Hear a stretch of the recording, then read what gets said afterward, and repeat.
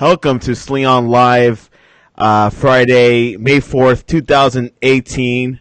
Sleon Live is pretty much a podcast where we just sit down, relax, have a conversation. How was our week? We could, discuss random topics. And today's guest we have is Jorge Perez. I met him at Calvary Chapel, Kendall, a couple of years ago, maybe 5 years ago. Wow.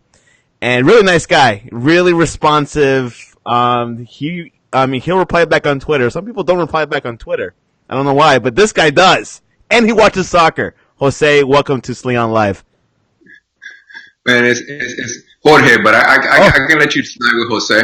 Oh, my bad. I don't know where I got Jose from. I had a feeling. It's okay, bro. Hey, Santiago. First, let me tell you, man. Thank you so much for having me on your podcast. I mean, you've always been a guy that I admire because you're a go-getter, man, and you're always like trying to make things happen. And that's why when you first invited me, I'm like, yeah, I got to jump on this one because you're going places, man. So George, people call you JP. What do people call you every day? Is that JP, George, or it depends who it is? Well, they call me all kinds of names. Coming from a background that I came from where I was a cop for a few years, I get called a lot of names. But I go by JP when it comes to, like, Calvary, because that's what they know me from, or George or Jorge, all kinds of names, all kinds of different names. So, George, can you tell us a little bit brief history of yourself? How, when were you born? When did you get to America? Things like that, Sure, man. I'm originally from Cuba. Was born in Cuba way back. I'm not gonna even get into details because I don't want to date myself. I let my beard do that already. So, but yeah, I was born in Cuba. When I was 9 years old, back in 1970, my parents left and came to this country. Looking for a better way. My dad is a hardworking guy. He was an entrepreneur, so he was looking for a better life for his family, and he knew that there was no future back there with the government and stuff like that. So came over, brought the whole family over to Miami. Originally, we went from Miami, we went to New Jersey. We stayed in New Jersey for about a year, but my mom couldn't get used to the cold weather, and we couldn't get used to the school system over there. So we came back down to Miami. We settled down here in Miami, and we've been here in Miami ever since 1971. Went to school at a couple of icon schools here in Miami. I went to Shenandoah Elementary, which is in Little Havana. It was called Little Havana now. And then I went to the best high school on the planet, Miami High.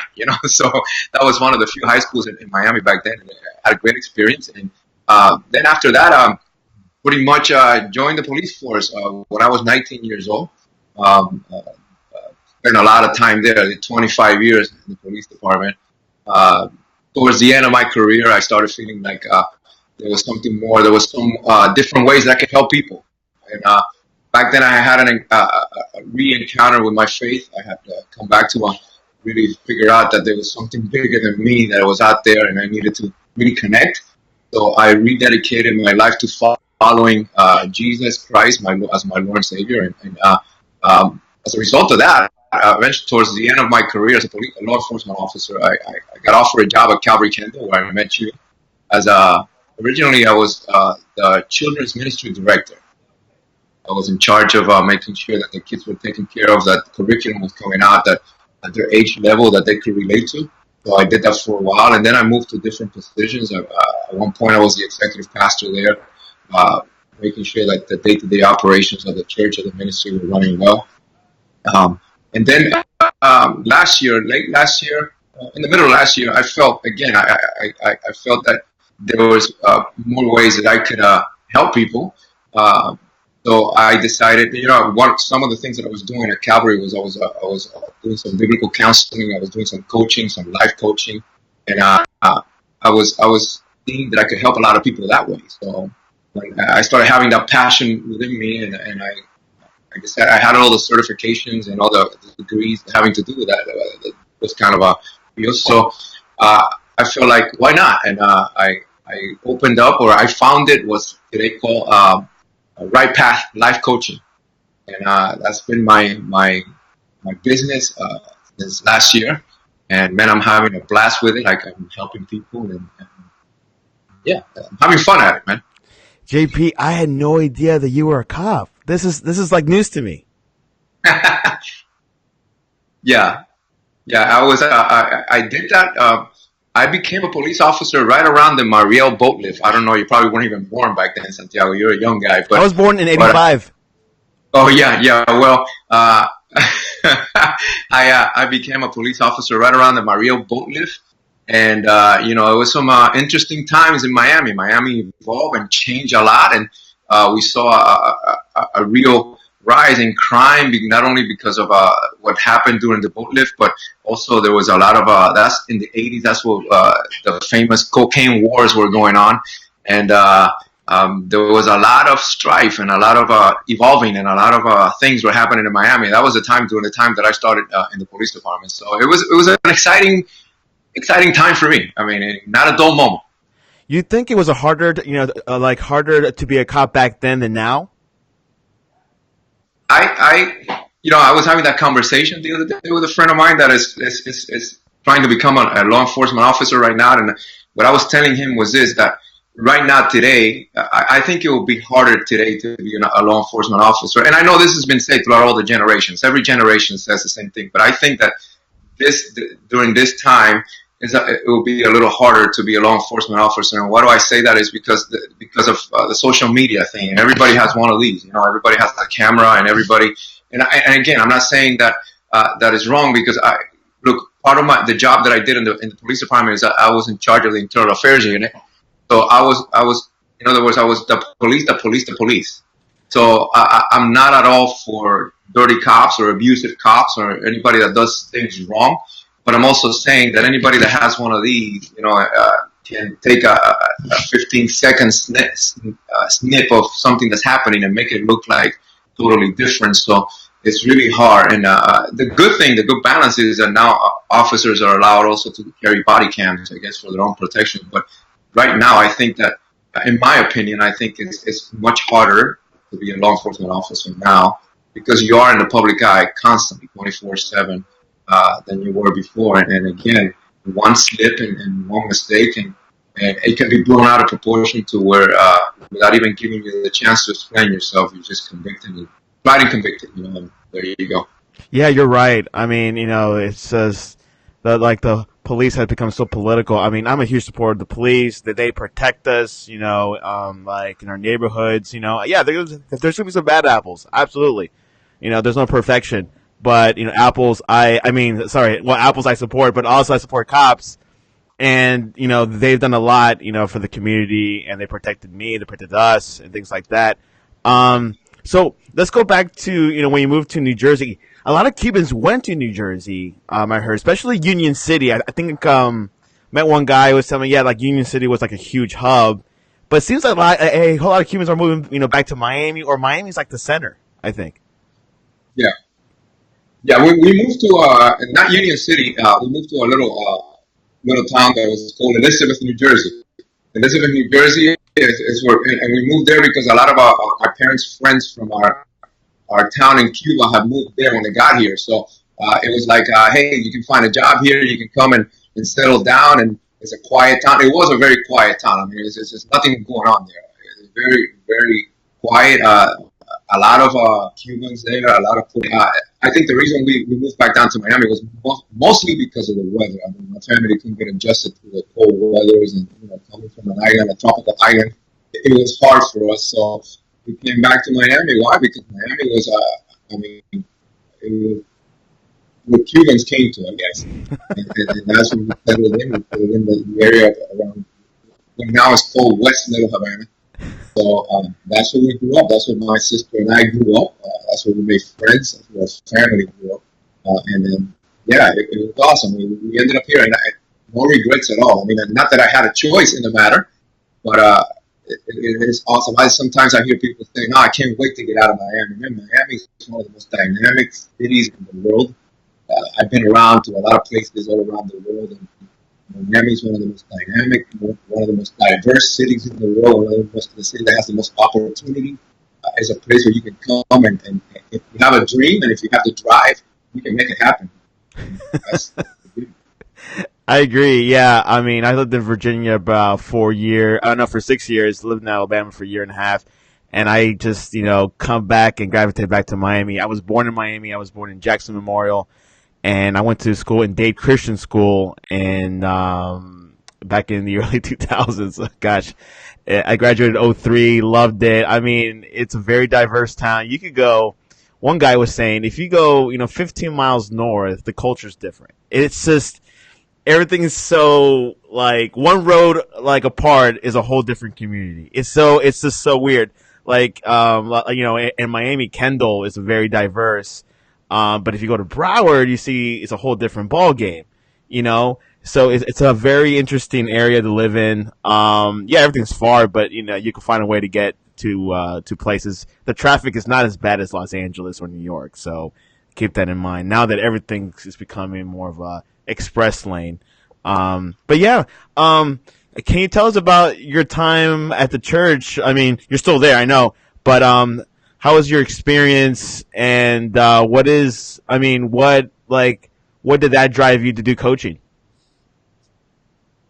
Man, I tell you, Calvary. My experience at Calvary has been amazing. Man, it's been like, remember, let me take it back a little bit. When I first started going to Calvary, it was because Calvary had started back in 2000. It just became a church, and I started going there with my wife just to attend. I was going to another Calvary and just to attend, and then I was asked to volunteer in the children's ministry, and I said, yeah, for sure. And I remember my classes were like only 5 kids or something like that. So it was pretty small. It was a pretty small church. And then all of a sudden seeing how it grew up, how it grew, and to the point that now close to 3,000 people go by every Sunday, and to the different stages that the church had gone through and the different things that happened to the church has been an amazing experience. It has allowed me to grow. It has allowed me to expand, to be stretched. Because remember, I came from law enforcement where you're used to dealing with things in a certain way, and now you're in ministry where it's totally different. But I like to say that, God allowed me to spend 25 years in the police department to train me on how to become a pastor, how to become a minister, how to become someone that worked at a church. Because, you got to deal with people. The majority of the part of the ministry is dealing with people. There's a saying among pastors that says, what's the best thing about ministry? People. What's the worst thing about ministry? People. Why? Because people are imperfect and you have to deal with it. So one of the things that I really learned, even though I thought I had learned it in the police department, but it was reinforced in ministry, is that, and to be effective in ministry, and I guess to be effective as a leader, and to be effective as an entrepreneur, to be effective, period, you have to have a thick skin. You got to be unoffendable. You got to understand that people are human and they're not perfect, and they might be going through some tough times, and the reason they're talking to you or the reason they're saying things to you the way they're saying it or the way they're expressing themselves might be because they're going through a rough time, and you have to take that into consideration before you react. So that's one of the things that I learned in ministry. When people came to you, they would come to me really upset or really angry. It's like, man, I try to think, what does this person's day look like that he has to come here like this? So it's been an amazing experience. Like I said, right now we went from 5, 10, 50, 100 people to now almost 3,000 people every Sunday, just to see the work that's happening there. It's amazing, and to be part of it, to be part of something that, Santiago, when you know that you're being a part of something, that's what makes you excited about waking up every morning and going to work. You were telling me about like the whole growth. I saw that growth between. The dates might be totally wrong, but between 2011 and on, that's when I saw it. I believe before 2011 it wasn't that big, but now it's 3,000. I would go to Sunday night in Miami downtown. It was beautiful. The atmosphere was amazing. It was something different. God was there, I have to admit. I'm a Pentecostal charismatic. I've seen the presence of God move. And I saw God move in that church, and it grew. It grew a lot, and you were a part of it. When I spoke to you on Twitter, you got to do it. If you don't love people, I don't know how can you work in the church. Man, it's just, and I remember you too. I remember you being. I think you were part of the sound ministry, right? Because I remember seeing you in the sound booth and making sure that things would happen, man. So you experienced firsthand also the energy, the vibrancy that's happening in the church, man, and it's an amazing thing. So yeah, it's to be part of something like that, man. It has no price, it has no. All you can say is, man, thank God that I was able to do this. Thank God that God saw fit to use me to witness that, and that's something that we should never take for granted. When we're being part of something like that. That's what I tell team members, people that volunteer, teams that I oversee at the church. I tell them, hey, do not take this thing for granted. What you're experiencing is something that not everybody experiences. I mean, come on. There's a lot of churches in Miami. There's a lot of churches in the United States, but man, what's happening in our church is something that you don't see happen everywhere. And sometimes we can get spoiled, right? We can go, well, we expect it. We expect 3,000 people to come on Sunday. We expect 50, 60, 70 people to make decisions to follow Christ, and it becomes routine. And I tell people all the time, this is not a routine, man. This is something that is unique. This is something that you should enjoy. This is something that you should value and treasure, because it's not going to last forever, number one, and it's not happening everywhere. So you have to treasure it. I agree, JP, because I've been a part of about 3 church plants, and getting people to church is not that easy. Starting off, I mean, getting 30 people is hard. And it seeing 3,000. Yeah, you're right. Don't feel complacent. You gotta thank the Lord there's people coming. It's hard to get people to church these days. Yeah. And again, man, it's not. It's a lot of people say, well, Miami is one of the hardest places to have a church because it's so secular and there's so many people that don't believe in God and so many people that are so jaded and so cynical. And to that, I would say, man, that is exactly the place that we need to be. Look at the opportunities. There's a stat that says that only about 2% of the people that live in the city of Miami proper are self-professing Christians. And to that, we're excited about that, because that means that there's 98% people that we can go after, and we can energize, and we can make sure that we tell them, hey, there's something better for you out there than just clubbing every weekend and living for Friday and Saturday and then dreading Monday because you're all messed up. There's something much better than that. There's something that can get you to where you can actually say, I am really living on purpose and for a purpose, because we all know that. I mean, some of us forget that we were created on purpose, and we are created with a purpose, but a lot of people out there nobody has ever told them that. So we got to make sure that, we are in this city, and people say, hey, this city is crazy to plant a church, or this city is crazy to even be in a church, but hey, we say that's a challenge that is worth taking. God has us in this city for such a time as this, man. And then we can't take that for granted. We can't just sit back and say, okay, well, let somebody else do it, or let the church down the street do it. No, man, we are here to make a difference. That's what we got to do. We got to take it, and we got to run with it. I totally agree. The challenge is never hard. It's never impossible for God. God may use you for this for a time and a purpose. Can you tell us a little bit about your coaching thing? How'd you get into it, and what prompted you to get into it? Look, like I was saying before, part of the things that I was doing at Calvary was that I was doing biblical counseling and life coaching. This was a service that we were offering to the people that call Calvary home. So I was seeing the response that I was getting, and I was seeing how much I loved it. And my wife and I were having discussions, and I really love this, because there's nothing like when you're talking to someone, and you experience it, Santiago. You're a people person, so I know you know this. When you're talking to someone and you see them, they have that aha moment, right? That something clicks, and saying, "Yeah, I can use that. Yeah, that's gonna help me." Well, I love that feeling, man. That gives me a rush. That gives me an adrenaline rush to be able to help someone, to be able to just this is part of my my tagline in my business is life is a journey, and let us help, right? Because life is a journey, and some of us are at a different pace than others. Some of us are going through a difficult time. So what I was thinking was, hey, just based on my experience that I've been alive a little longer than the majority of the people that I was seeing, I can help them by just allowing them to see, hey, look at me, look at yourself, look at the potential within you. and I can make sure that I can help you get to where you're going. So that was the passion, that was the fire that was steering in me. And I was saying, okay, I'm seeing some people at church, but I think that if I put my brand out there in the public, I can even help more people. So I started praying. I started praying to God, hey, you have given me this gift of communicating. You have given me this gift of coaching. I don't just want to use it in the four walls of the church. You know, I want to make sure that I can go out there and help as many people as I can. So that's been my prayer for the last year and a half, man. And it's been a process, and it's been a process, building a brand and deliver and over deliver good content where people understand and know, hey, this person is not fake. This person is really willing to help me. When they look into my eyes, they really want to help me. It's going to happen, man. And that's what I'm doing. That's my passion, helping people and making people see that, hey, there is a purpose and a plan for your life, and you can achieve it. Mm-hmm.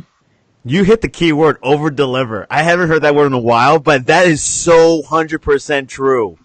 For sure. I mean, and to be honest, like, which is like the reason why I got you onto this is because you over delivered this past couple of months. I told you this before. You do well on social media. I mean, I don't say this lightly. I mean, and like, I hardly tell this to anyone, but you are able to translate your personal side to social media well. Some people can't do that. Some people try. They try their hardest, but you do a good job, and it resonates. It really resonates. How do you do it, JP? I mean, your personality is like one of the best I've met.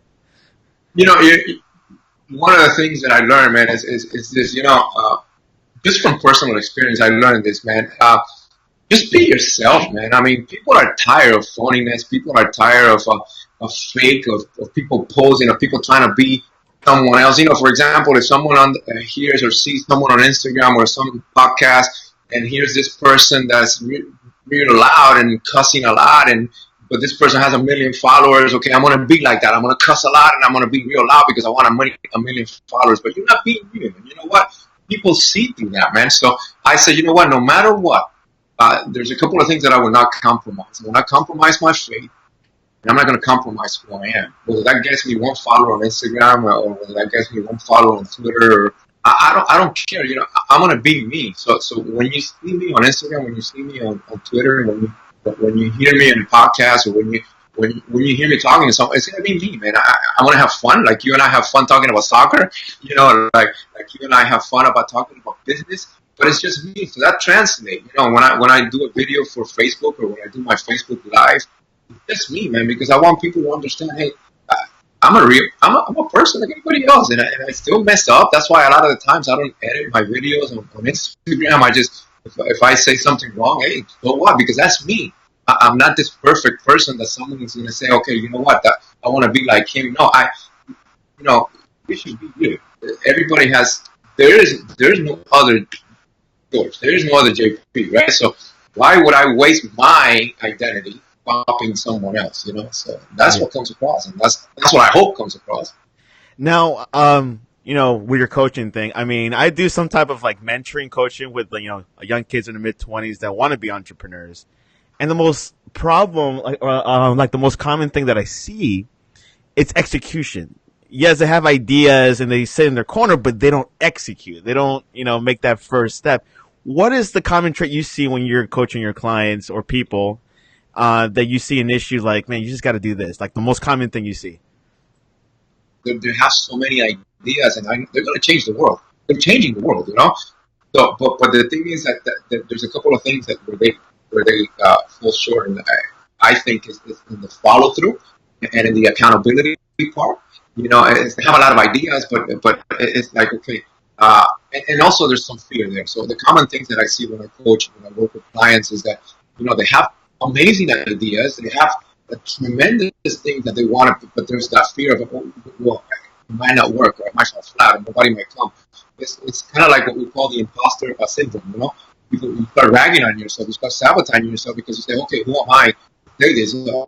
Why would people come and listen to me? Why would people pay to come and talk to me? Well, you got to get over that. You got to get over that because God has given you something for you to talk, and if He's given you something, and He brings, this is what this blew my mind when I first started believing it. There's always someone out there that wants to listen to what you got to say. Like right now, this podcast that we're on, there's people out there that want to listen to what Santiago Leon has to say. And you know what? You got to make sure that, hey, don't ever let those thoughts come in. Okay, nobody's going to listen to you. God has put something in you. There's someone out there is going to want to listen. And that's what I said. But that's what I try to tell my clients and work with my clients. Look, you have to have an action plan.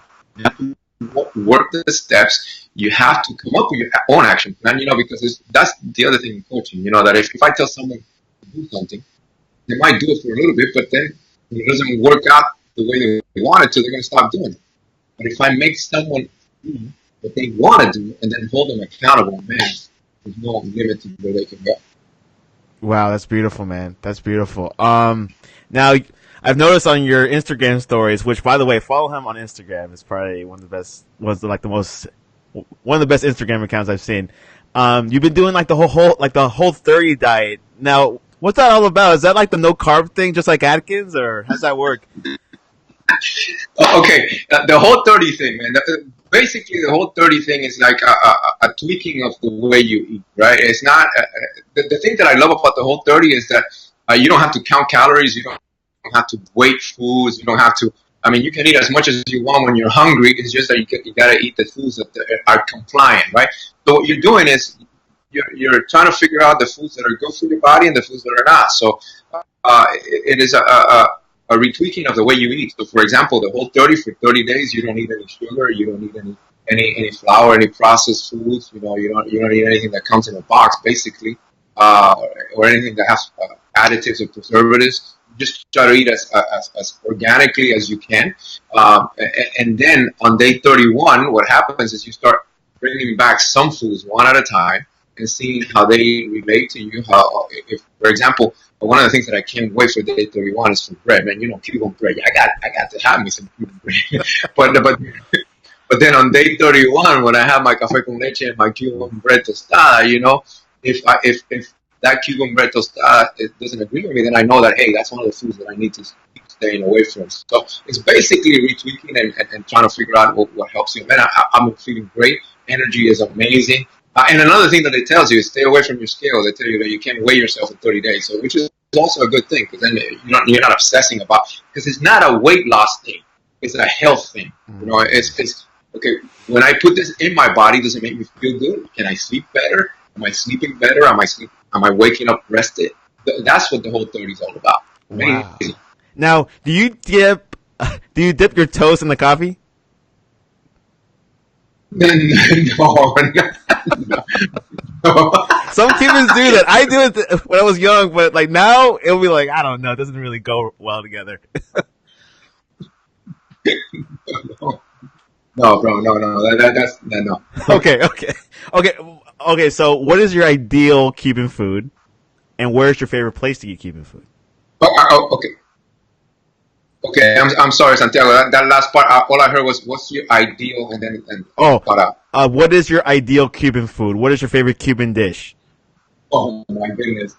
When I was growing up, and maybe because this was all that my parents could afford, man, picadillo with white rice and tostones, bro. That was it. But right now, I was really digging. Before I went on the whole 30 thing, I was really digging. Vaca frita de pollo and with some white rice and yes. Now we're talking. We're in business. And where is your favorite Cuban place in Miami? I like oh gosh, the one in Pines. I forgot the name of it. Well, Romeo's is my second, but my first is I forgot the name of it. Well, there you go. What's yours? Man, what I like to do is I like to go to the off-beaten path. The kind of like the hole in the walls, little things that have amazing food. Because usually the mom and pop stores are the ones that really have amazing food. So right now, lately, again, before the whole 30 thing started, I was really vibing a little place by my house called Casabana. You probably heard of it. It's pretty good. Not as touristy as Sergio's. Sergio's is amazing, but lately, it's always packed and great food, but it's always packed. So Casabana has been good. There's another one in Cutler Bay called Cubana, who also is a little mom and pop deal. But man, whoever cooks there is amazing. So, hopefully not Mexicans. Yeah, my favorite is I found it. It is La Carreta. That's in there's one in Miramar. So Oh yeah, yeah. La carreta has been a staple of Miami forever, man. I remember the first carreta when I was just become a young policeman back in 1979, 1980. There was a carreta started. There was one carreta that started popping out on 8th Street and 37th Avenue. That's the original carreta. And bro, wow. it was like, come on. And they used to take care of cops, man. They used to say, hey, we want cops in here. So I think they used to give cops half price or something like that. So. Also on your Instagram, I've been focused on Instagram a lot. I know that you like to travel. What has been your favorite country or city that you really loved in the past that you really liked and probably go again? Oh man, the place. There's actually two places that if I was to move from Miami, I would try to move to. And the first one is Rome. Bro, Rome to me is gotta be the most historical, other than Jerusalem, of course, but the most historical and the most vibrant place that I've ever been to. And it's beautiful. Every time you turn a corner, you find something new. I've been going to Rome for a while now, and there, every single year I find something new. And that's one of the places that I would say if I had to move from. And the other place that I fell in love with was Granada, Spain. Uh, the people, the history, and the food, amazing. So those were and of course, I've been to Paris. That's my wife's favorite place. As a matter of fact, she just came back. We took a trip with my oldest son, a mom and son trip to Paris in the last a couple of weeks ago. So Paris is also a beautiful city. We're in a lot of history. But Rome, first Rome, then Granada, and then Paris. But man, the thing is this: that once you start traveling, you get to travel, boy. It's amazing. I've been to two out of the three places. I love Rome. Paris, I wasn't really sold on. It was expensive. And I mean, I went lately, so it might have been different, earlier, but, Rome I loved. I love Rome a lot. I love Italy. Never been to Granada, but I've been to Barcelona and Madrid. And I like Barcelona more than Madrid. Madrid was okay, but, Barcelona had a lot of culture. It's interesting. I mean, I don't know. Like when I was in Barcelona, it kind of resembled the Cuban culture a little bit for some reason. Because I heard, well, they told me that Cuba was one of the last colonies from Spain, so it kind of makes sense. Yeah. But yeah, Rome is one of my favorites. I went to Venice, Milan, Verona, Florence, but Rome was definitely top. Which I actually was at the Vatican on Christmas Eve night. Wow. Wow. You can't top that. Did you stay for the mass? For the mass at the Yes, I was at the yes. Like I was at the mass. I heard the Pope speak. And the thing is, I didn't plan on it. I was just there. That's a bucket list, bro. Come on. Unexpected bucket list. Oh yeah, I was just there. What? Every Catholic's like, what? Yeah. Every Catholic is like, what? You did what? Come on, man. So yeah, man. All those little places that you mentioned, Florence. I love Florence too, and Venice for sure. I think that everyone that has an opportunity should at least one time go to. There's two places that everybody should go to, in my opinion, and one is Jerusalem in Israel, just because that's the bedrock of all the religion. Islam, Christianity, and Judaism, the main three religions. Were basically born there in Jerusalem.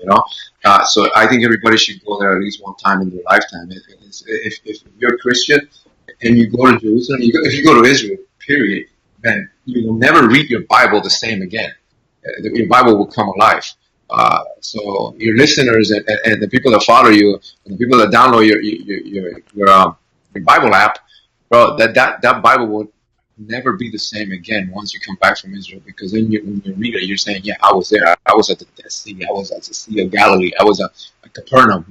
It's amazing. So, and again, you mentioned something. You said, no, it's too expensive. Look, my wife and I, we're not rich, man. My wife and I, we just find all the hacks about traveling. It's like, okay, we fly on points. We stay on points. We stay on places that honor point systems and stuff like that. And that's how we do it, man.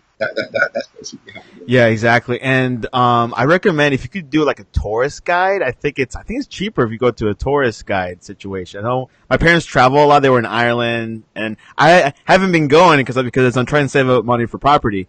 But But yeah, traveling is good. I mean, just do it once a year, for a week or two, nothing major, Yeah.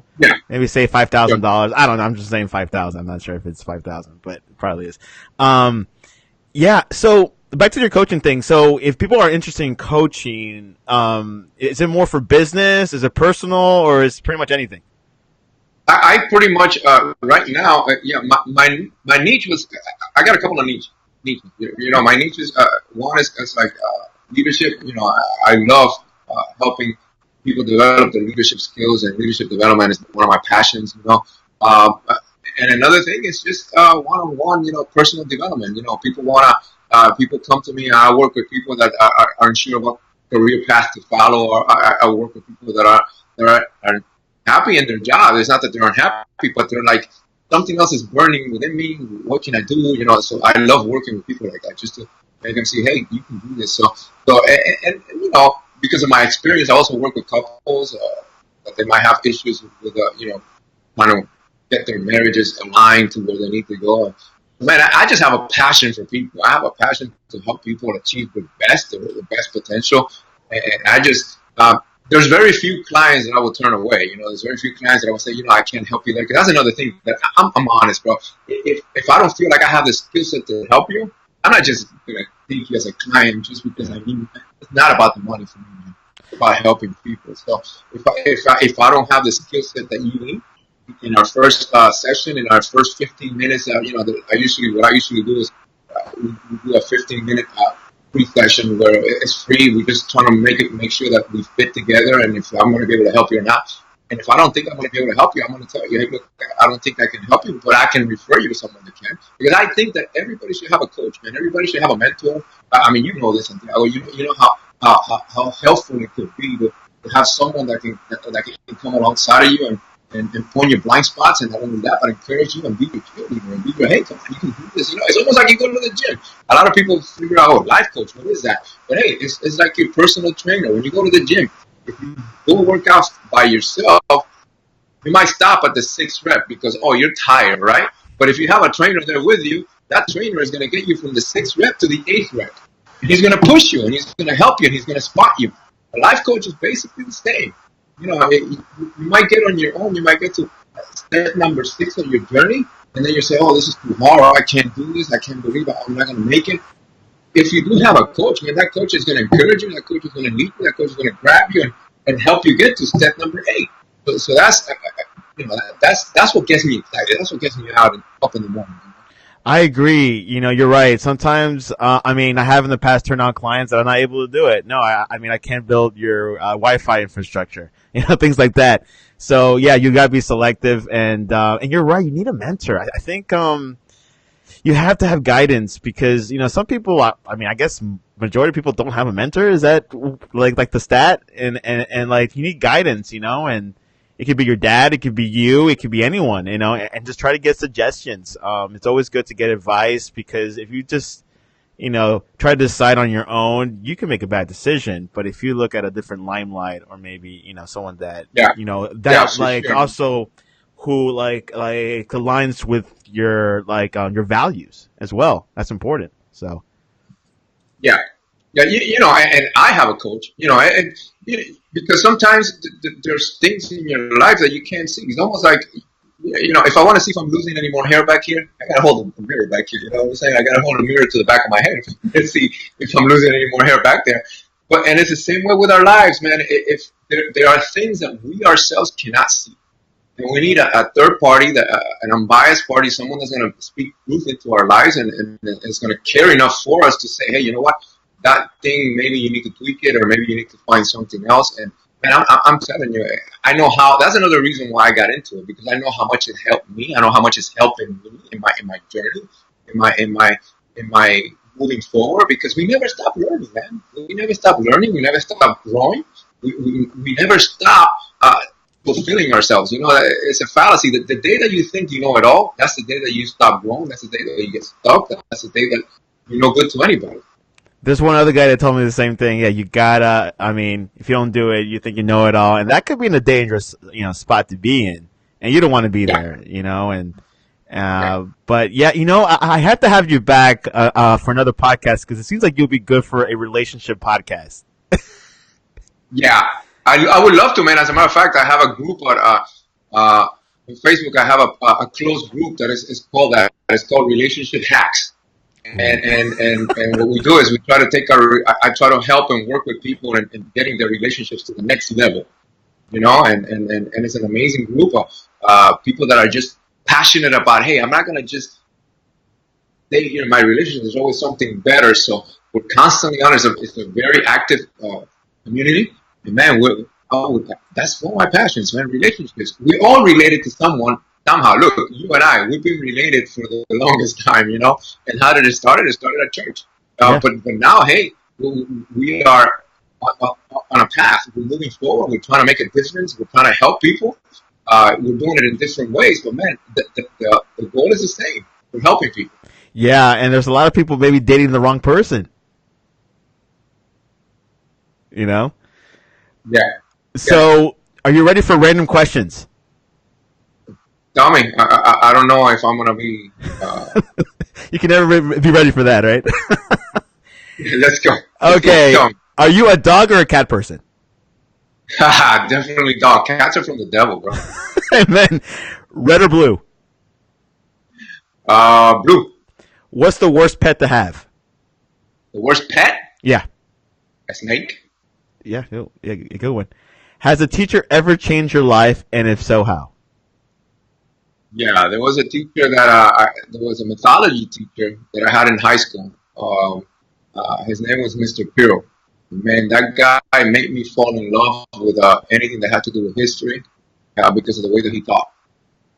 Wow. Yeah. Which movie you can see again and again? The Godfather. Oh, I love The Godfather. I don't say that publicly, but I do like The Godfather. Isn't it weird we have a lot of things in common? I think that's why we get along. Bro, I told you, you're going to get me. Yeah, people say, a pastor seeing The Godfather. NSA or Secret Service? Actually, I would rather work for the CIA, but hey, NSA. Secret Service have to take bullets for people they don't really like. Yeah. How do you have your steak? Well done. And can you eat steak at the Whole30? You can have steak, if I heard you correctly, because yeah. I think you broke up. You can have steak at the Whole30. Okay. And lastly, how do you have your pancakes? I don't like pancakes, man. There you go. JP, how can people reach you? Bro, people can find me more. I'm on a lot on Instagram, as you know, and it's at Right Path Life Coaching.